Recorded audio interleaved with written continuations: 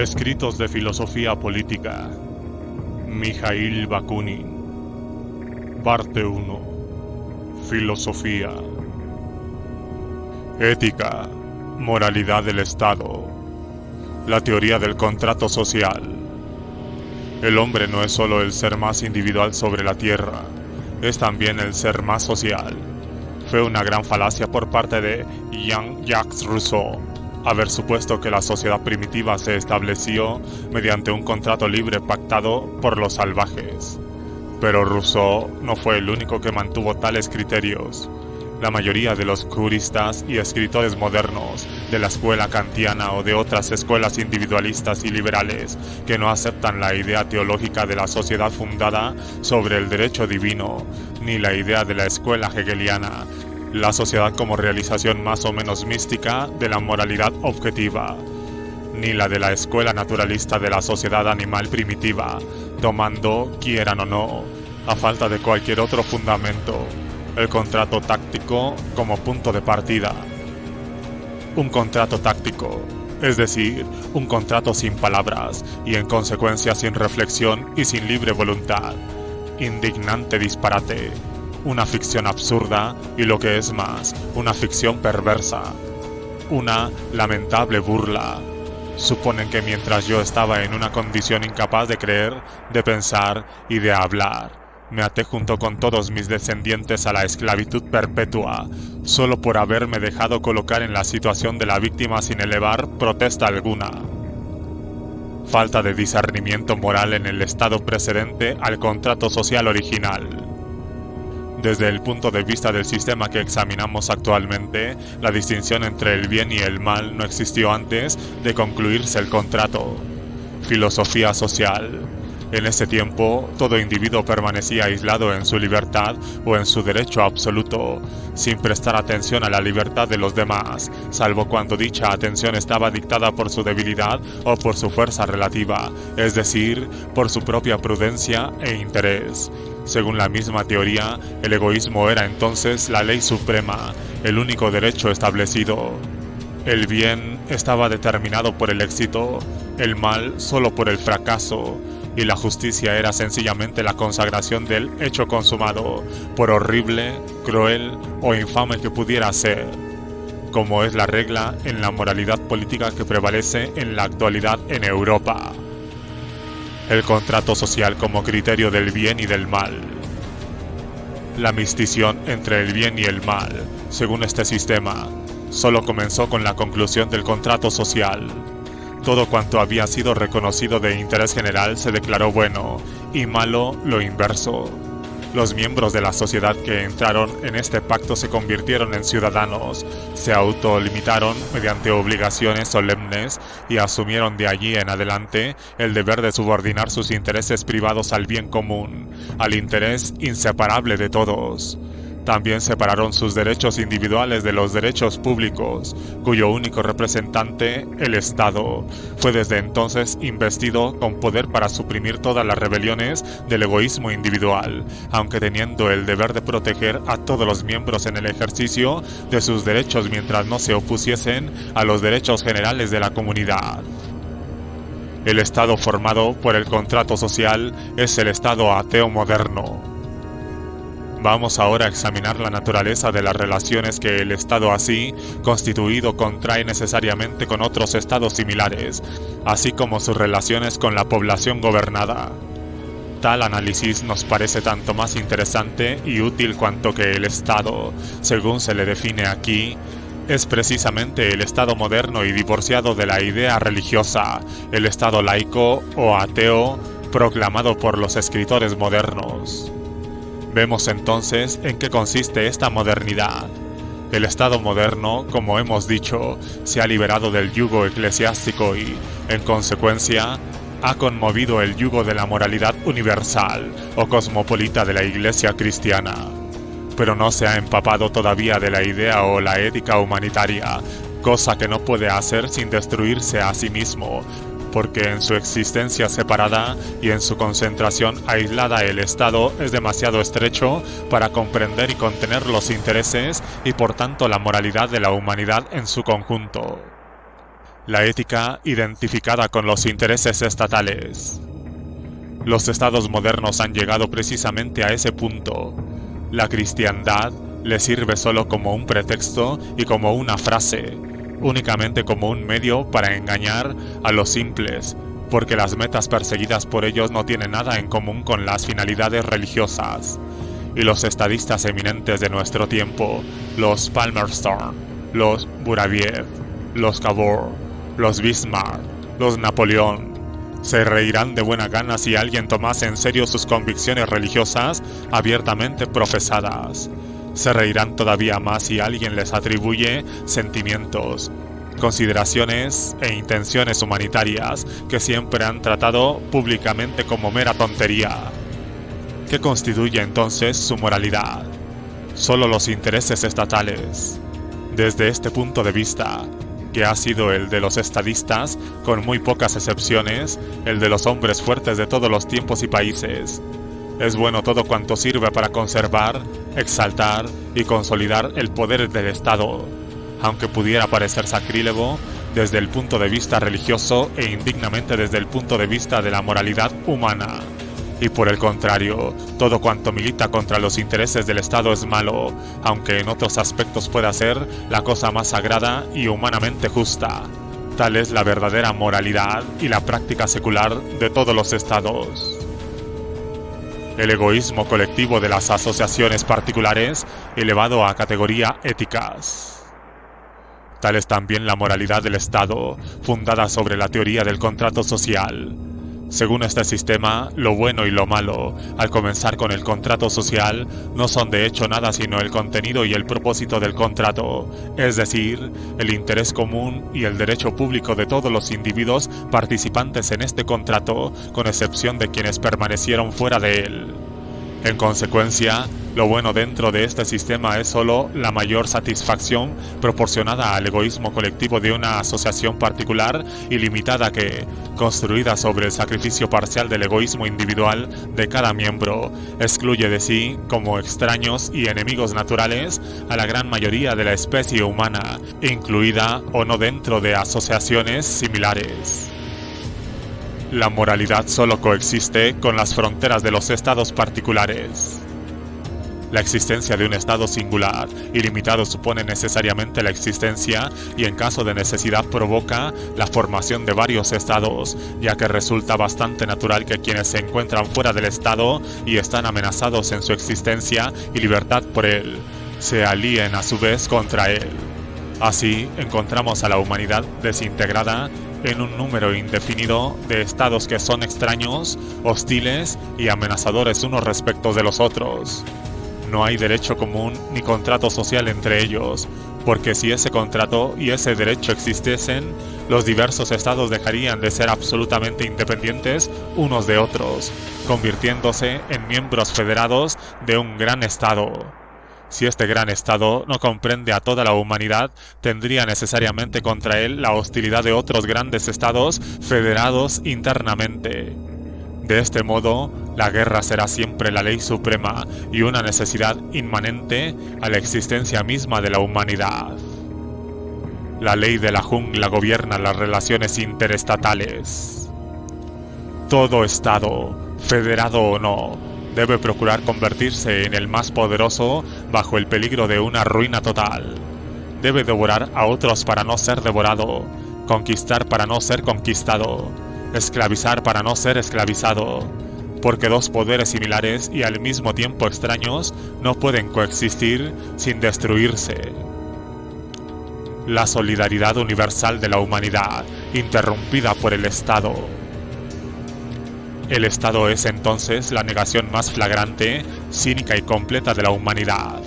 Desintegra la solidaridad universal de todos los hombres sobre la tierra, y solo los unifica para destruir, conquistar y esclavizar a todo el resto. Solo toma bajo su protección a sus propios ciudadanos, y solo reconoce un derecho humano, una humanidad y una civilización dentro de los confines de sus propias fronteras. Puesto que no conoce ningún derecho exterior a sus propios confines, se atribuye con bastante lógica el derecho a tratar con la más feroz falta de humanidad a todas las poblaciones extranjeras que pueden saquear, exterminar o subordinar a su voluntad. Si los estados dan muestra de generosidad o humanidad hacia ellas, no es en absoluto por algún sentido del deber, porque no tiene deberes sino consigo mismo y con aquellos miembros que lo constituyeron por un acto de libre acuerdo, y que o bien continúan formando parte de él sobre la misma base libre o, como sucede a la larga, se han convertido en sus súbditos. Puesto que no existe ninguna ley internacional y nunca podrá existir de modo serio y verdadero sin mirar los fundamentos mismos del principio de la soberanía estatal absoluta, el Estado no tiene deber alguno hacia las poblaciones extranjeras. Si trata con humanidad a un pueblo conquistado, si no lo saquea y extermina a fondo ni lo reduce al último grado de la esclavitud, es quizá por consideraciones de interés y prudencia política, o incluso por pura magnanimidad, pero jamás por un sentimiento del deber, pues tiene derecho absoluto a disponer de esas poblaciones a su antojo. El patriotismo contradice la moralidad humana común. Esta flagrante negación de la humanidad que constituye la esencia misma del Estado es, desde su punto de vista, el supremo derecho y la mayor virtud. Se denomina patriotismo y constituye la moralidad trascendente del Estado. La llamaremos moralidad trascendente porque suele trascender el nivel de la moralidad y la justicia humana, tanto privada como común, situándose por ello en aguda contradicción con ellas.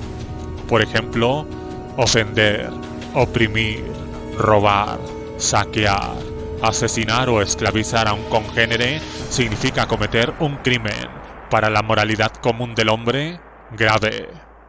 Por el contrario, en la vida pública y desde el punto de vista del patriotismo, cuando todo esto se hace para la mayor gloria del Estado y con el fin de conservar o incrementar su poder, se convierte en un deber y en una virtud.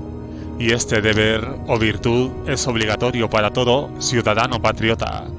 Se espera que todos prescindan de esos deberes no solo en relación con los extraños, sino con sus compatriotas, miembros y súbditos del mismo Estado, en los casos en que el bienestar de éste se lo exija.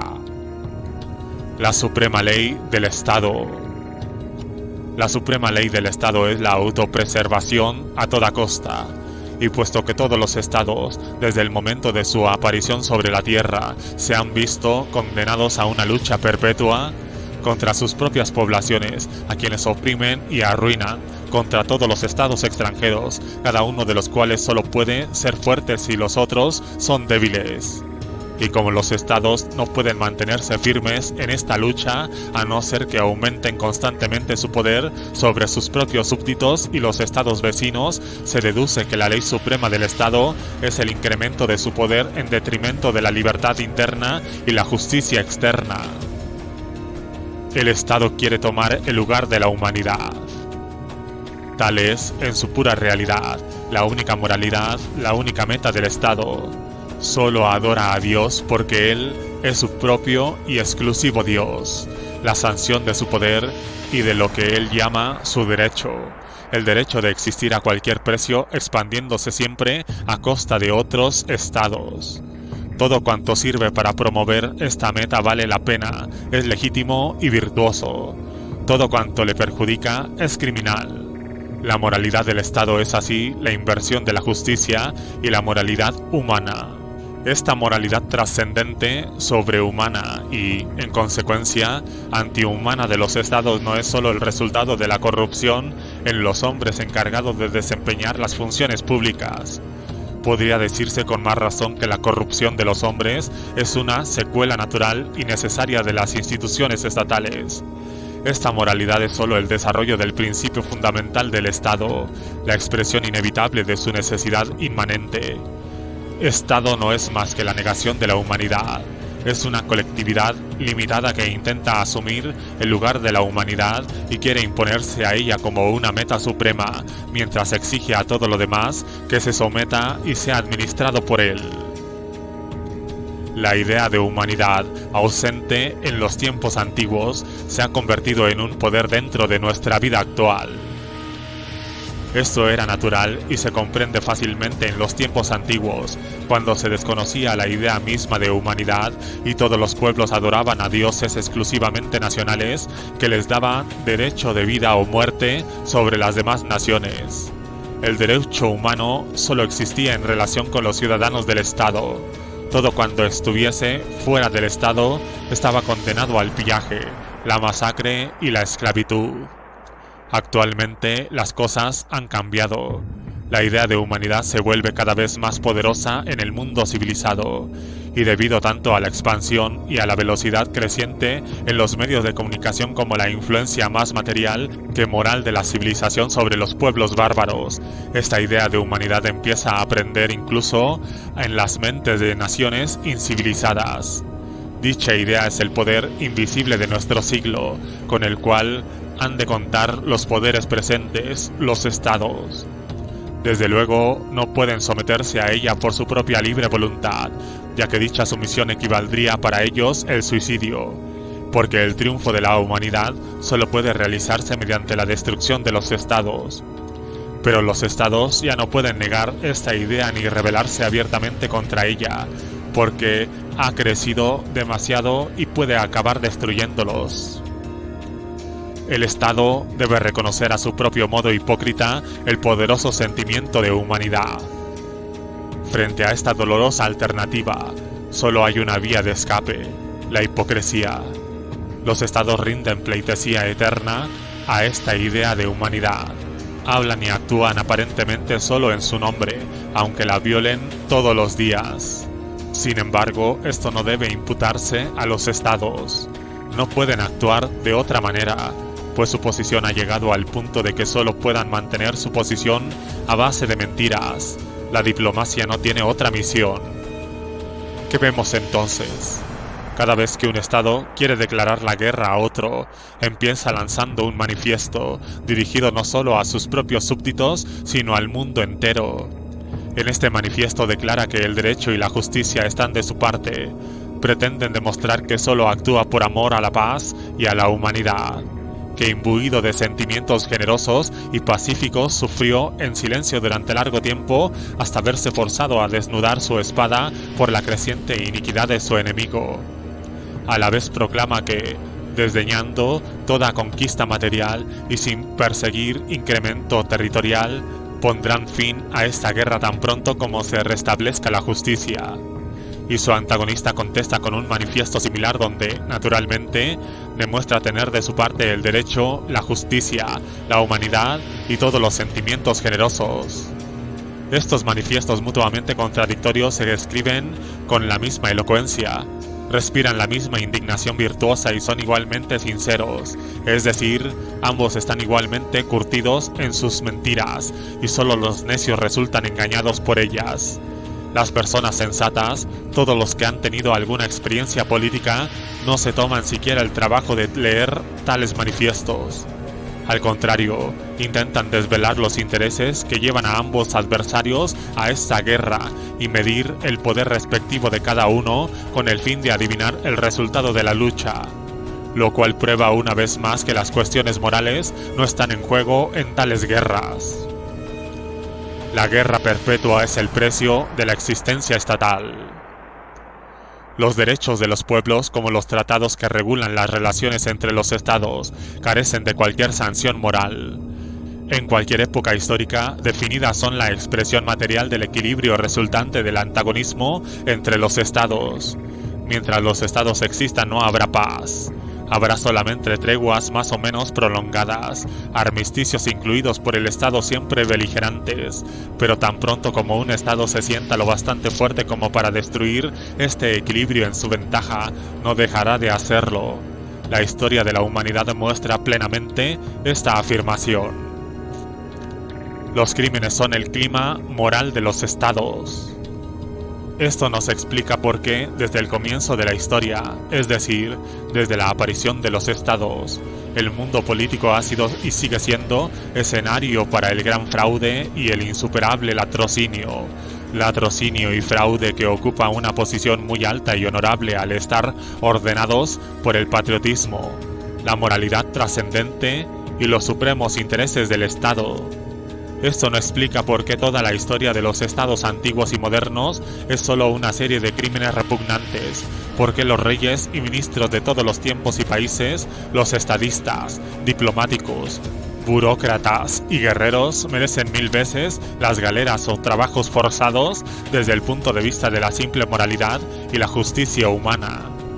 Porque no hay terror, crueldad, sacrilegio, perjurio, impostura, transacción infame, robo cínico, estafa descarada o traición inmunda que no haya sido cometida y no siga siéndolo a diario por representantes públicos con la única excusa de esta elástica frase razón de Estado, a veces tan acertada y terrible. Es en efecto una frase terrible porque ha corrompido y deshonrado en círculos oficiales y en las clases dirigentes de la sociedad a más personas que el propio cristianismo. Tan pronto como se pronuncia, todo se hace silencio y desaparece de la vista. La honestidad, el honor, la justicia, el derecho y la propiedad privada se desvanecen junto con la lógica y la sensatez. Lo negro se vuelve blanco y lo blanco se vuelve negro. Lo horrible se convierte en humano y las más viles felonías y los crímenes más atroces pasan a ser actos meritorios. El crimen, privilegio del Estado. Se prohíbe al individuo lo que se autoriza al Estado. Tal es la máxima de todos los gobiernos. Maquiavelo la expuso y la historia, lo mismo que la práctica de todos los gobiernos contemporáneos, le apoyan en este punto. El crimen es la condición necesaria de la misma existencia estatal y constituye por eso su monopolio exclusivo.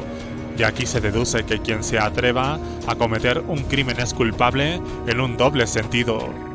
En primer lugar, es culpable frente a la conciencia humana y sobre todo es culpable frente al Estado por arrogarse uno de sus más preciados privilegios: la moralidad estatal según Maquiavelo. El gran filósofo político italiano, Maquiavelo, fue el primero en utilizar habitualmente esta frase, razón de Estado, o por lo menos le dio su auténtico significado y la inmensa popularidad que desde entonces tiene en círculos gubernamentales. Por ser un pensador realista y positivo, llegó a comprender por vez primera que los estados grandes y poderosos solo se fundan y mantienen por el crimen, gracias a muchos grandes crímenes y a un concienzudo desprecio por todo lo que se denomina honestidad. Maquiavelo escribió, explicó y argumentó sobre esta cuestión con terrible franqueza, cómo la idea de humanidad era completamente desconocida en su tiempo, cómo de fraternidad, no humana, sino religiosa, predicada por la Iglesia Católica no pasaba de una fantasmal, irónica contradicha en todo instante por los actos de la propia Iglesia. Como en su época nadie creía en la existencia de algo parecido a los derechos populares, ya que se consideraba al pueblo una masa inerte e inepta, una especie de carne de cañón para el Estado, para ser grabada con impuestos, reclutada para trabajos forzados y mantenida en una situación de obediencia eterna. En vista de todo ello, Maquiavelo llegó lógicamente a la idea de que el Estado constituía la meta suprema de la existencia humana, de que debía ser servido a cualquier coste, y de que estando su interés por encima de todo lo demás, un buen patriota no debería privarse de ningún crimen para servirlo. Maquiavelo aconseja recurrir al crimen, lo estimula y hace de él la condición sine qua non de la inteligencia política y del auténtico patriotismo. Llámese el Estado monarquía o república, los crímenes serán siempre necesarios para mantener y asegurar su triunfo. Estos crímenes cambiarán indudablemente de dirección y objeto, pero su naturaleza seguirá siendo idéntica. Siempre será la violación forzada y represiva de la justicia y la honestidad, todo ello para el bien del Estado. El error de Maquiavelo. Sí, Maquiavelo estaba en lo cierto.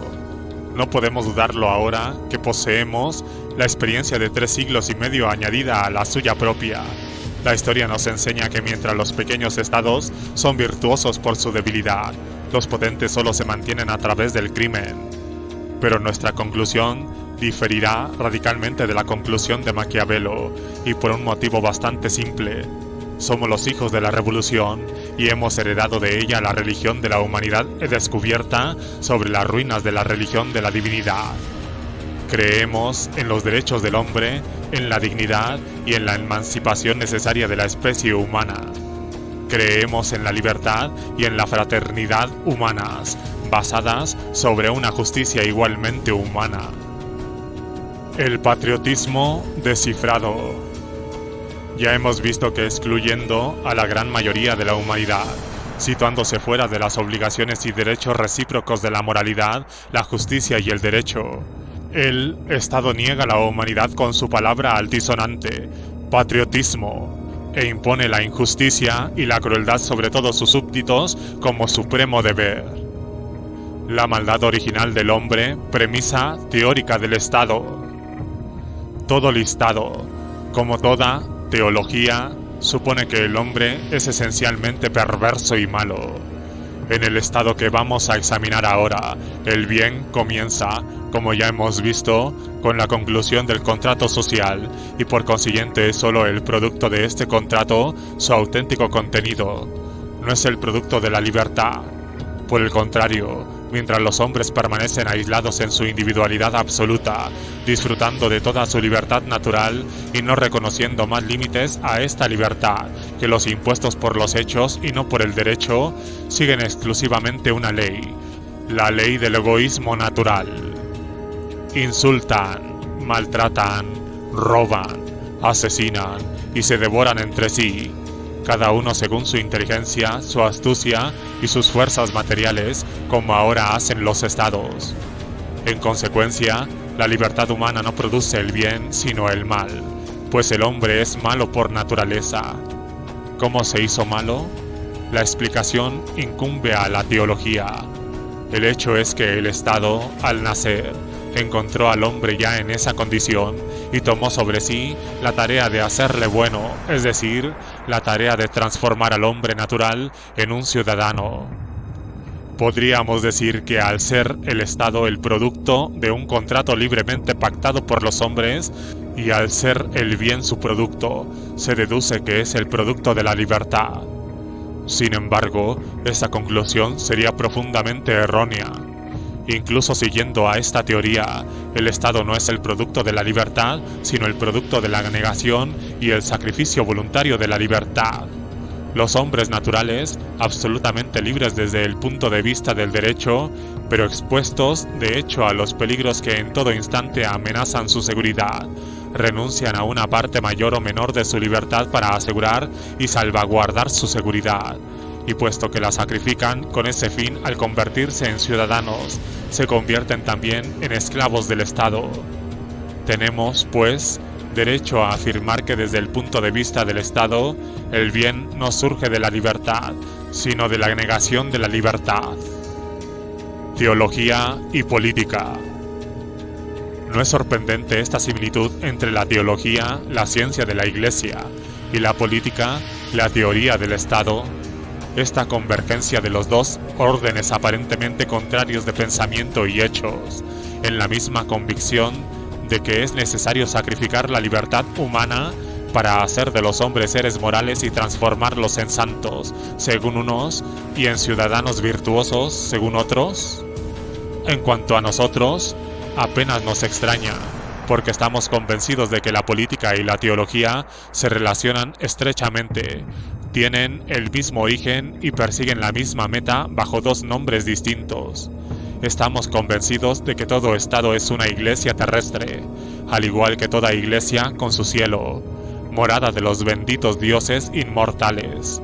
No es más que un Estado celestial. Semejanza entre las premisas éticas de la teología y la política. En consecuencia, el Estado comienza, como la Iglesia, con la suposición fundamental de que todos los hombres son esencialmente malos y de que, abandonados a su libertad natural, se matarían entre sí y ofrecerían el espectáculo de la más pavorosa anarquía, donde los más fuertes asesinarían o explotarían a los más débiles. ¿No es esto justamente lo contrario de lo que está aconteciendo ahora en nuestros estados ejemplares? De la misma forma, el Estado enuncia como principio el siguiente criterio: con el fin de establecer el orden público, es necesario poseer una autoridad superior, a fin de guiar a los hombres y reprimir sus pasiones malignas. Es necesario tener un jefe, o imponer también un yugo sobre las personas, pero esta autoridad debe ser desempeñada por un hombre de virtuoso genio, un legislador del pueblo como Moisés, Licurgo o Solón. Ese jefe y ese yugo encamararán la sabiduría y el poder represivo del Estado. La sociedad no es el producto de un contrato. El Estado es una forma histórica transitoria y pasajera de la sociedad, como la Iglesia, su hermano mayor, pero carece del carácter necesario e inmutable de la sociedad, que es anterior a todo desarrollo de la humanidad y comparte plenamente el poder omnímodo de las leyes, actos y manifestaciones naturales, con lo cual constituye la base misma de la existencia humana. El hombre nace en sociedad como una hormiga nace en su hormiguero o una abeja en su colmena. El hombre nace en sociedad desde el momento mismo de dar su primer paso hacia la humanidad, desde el momento de convertirse en un ser humano, es decir, en un ser que posee en mayor o menor medida el poder del pensamiento y la palabra.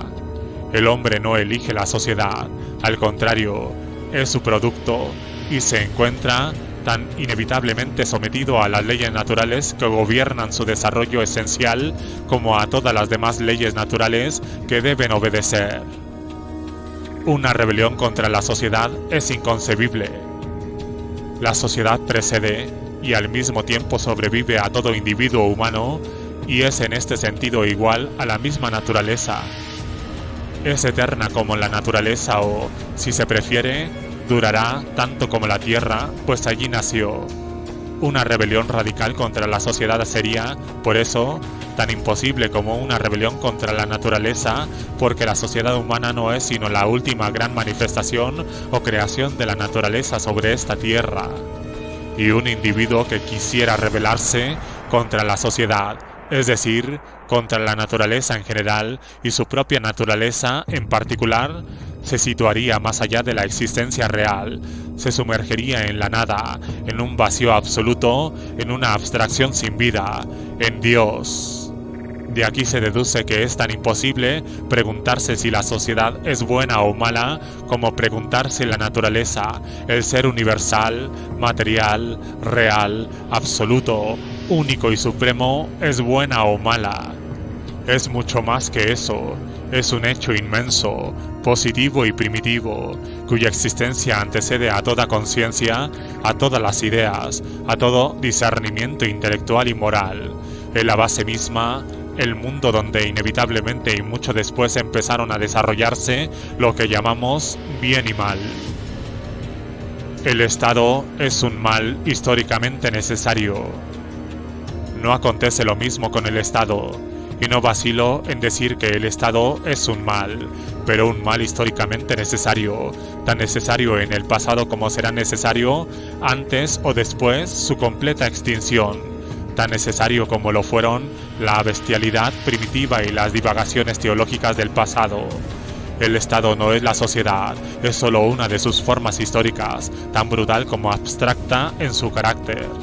Históricamente surgió de todos los países sobre las nupcias de la violencia, la rapiña y el pillaje, en una palabra, de la guerra y la conquista, con los dioses creados en series por las fantasías teológicas de las naciones. Desde su comienzo mismo ha sido y sigue siendo la sanción divina de la fuerza brutal y de la iniquidad triunfante. Incluso en los países más democráticos, como los Estados Unidos de América y Suiza, es simplemente la consagración de los privilegios de cierta minoría y la esclavitud efectiva de la gran mayoría. Rebelión contra el Estado. La rebelión contra el Estado es mucho más fácil, porque hay algo en su naturaleza que provoca la rebelión. El Estado es autoridad, es fuerza, es el despliegue ostentoso y engreído del poder. No busca congraciarse, convencer ni convertir. Cada vez que interviene lo hace de modo singularmente desafortunado. porque por naturaleza misma no puede persuadir y ha de imponer o ejercer la fuerza. Por mucho que pueda intentar disfrazar esta naturaleza, seguirá siendo el violador legal de la voluntad humana y la negación permanente de toda libertad. La moralidad supone la libertad. E incluso cuando el Estado emprende algo positivo, lo deshace y estropea precisamente por venir en forma de una orden, porque toda orden provoca y despierta la legítima rebelión de la libertad. Y también porque desde el punto de vista de la verdadera moralidad, de la moralidad humana y no divina, el bien realizado siguiendo órdenes venidas de arriba deja de ser bien y se convierte en mal. La libertad, la moralidad y la dignidad del hombre consiste precisamente en no hacer el bien porque se lo ordene, sino porque lo concibe, lo desea y lo ama.